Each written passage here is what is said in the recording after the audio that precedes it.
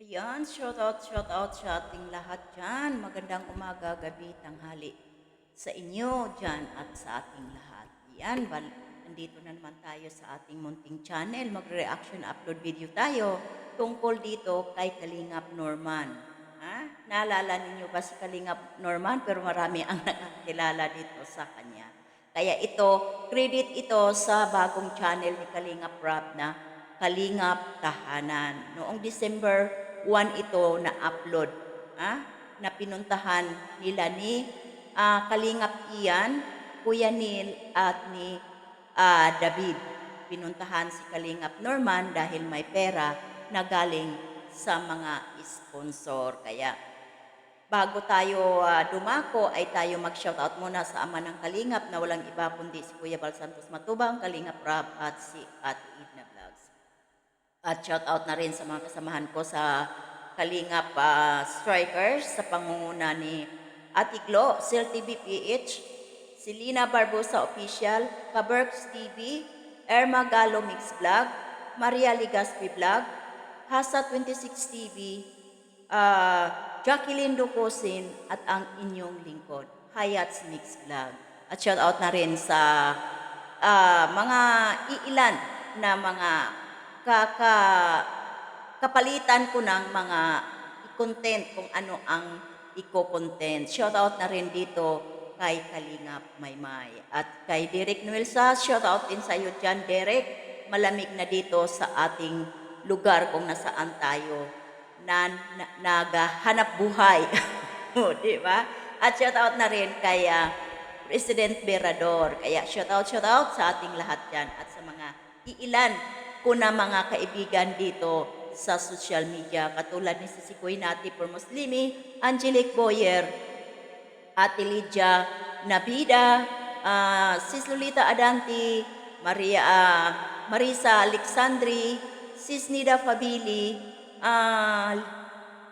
Sis Lisa Atkinson, at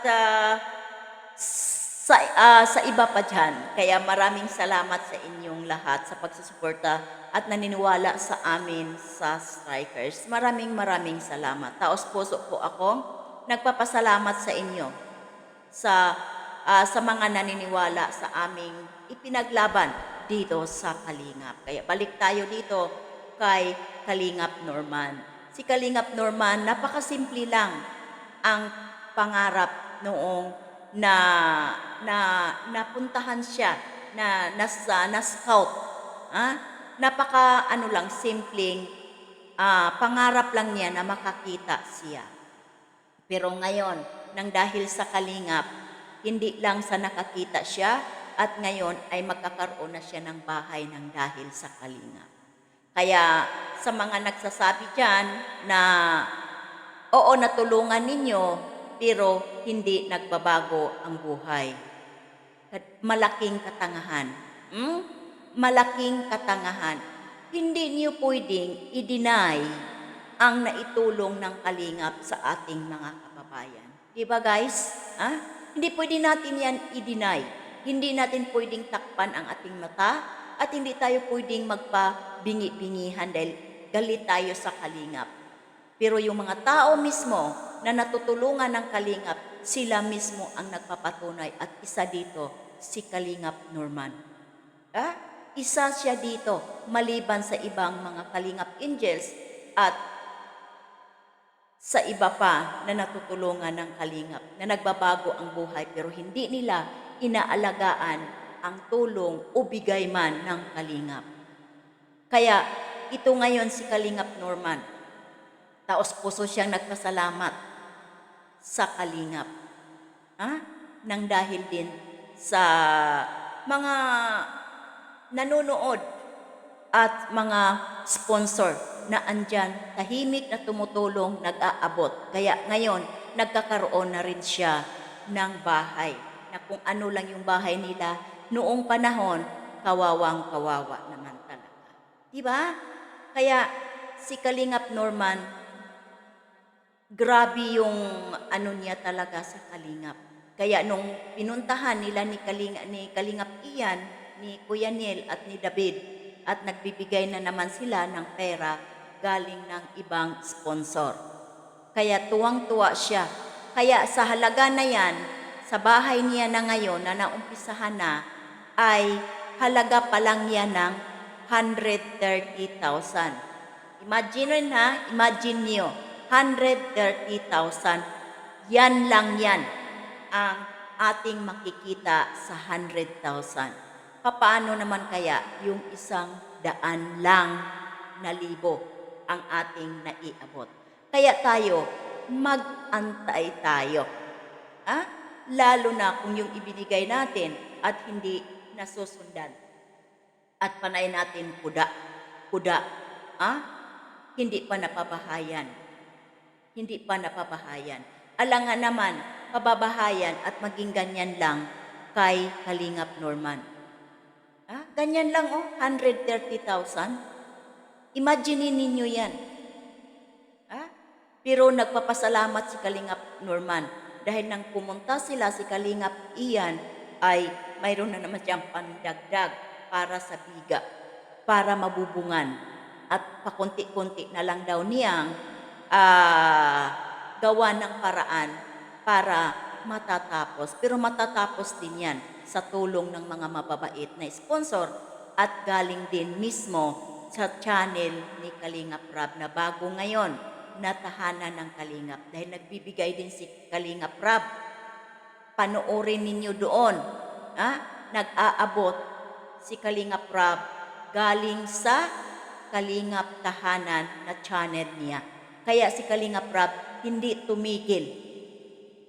Hindi tumigil sa pagcha-charity. Oo, nag-stop siya pansamantala doon sa pinaka-main channel niya, pero dito sa bagong channel niya, itinutuloy-tuloy pa rin ang pagcha-charity. Kaya sa mga taong sinasabi na tumigil si Kalingap Rab, sorry po, hindi po tumigil ang isang anak ng founder ng Kalingap. Tuloy-tuloy. Doon niya kinukuha yung inaabot niya sa mga beneficiary niya sa bagong channel. Huwag nating masyadong idiin yung taong sobra nang nasaktan nang dahil sa mga taong makakati ang dila at walang ibang ginagawa kundi panira sa taong tumutulong lang naman. Normal sa atin, may inggit. Pero tingnan naman ninyo din yung tao kung ano ang nagagawa sa ating mga kababayan. Tulad dito si Kalingap Norman, pangarap lang na makakita siya. Pero ano ngayon dyan na makikita ninyo? Kaya panoorin ninyo, ang halaga ng 130,000 pa lang. Kaya kayo na nagbibigay sa halagang 100, maghintay kayo kasi naka-line up ang mga bagay na yan. Hindi yan porke nagbigay kayo ay kaagad-agad. Kaya tingnan lang ninyo itong 130,000 na bahay ni Kalingap Norman. Tingnan ninyo.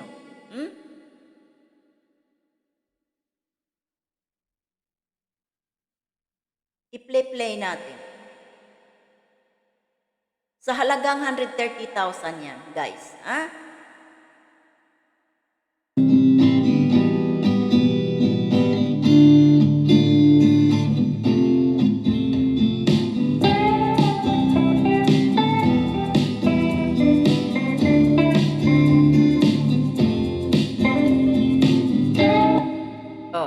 Ayan, nakikita ninyo. Nakikita ninyo ang halaga ng 130,000. Nakikita ninyo kung anong halaga o ano lang ang marating ng 130,000, ang 100,000. Iyan nga 130,000 pero yan ang nakikita ninyo. Kaya hintay-hintay lang tayo. Kaya natutuwa ako dito kay Kalingap Norman. Mula sa simpleng pangarap lamang na makakita, pero ang natatanggap niya siksik-liglig, umaapaw ng dahil yan sa Kalingap. Diba? Tapos sasabihin ng taong 4 na taon nang paninira sa Kalingap na hindi o walang pagbabago ang mga taong natulungan ng Kalingap. Ha? Kupal ka rin, ano? Ha? Kupal ka rin. Kaya hanggang dito na lang tayo. Mamaya ka, Jewel Salcido.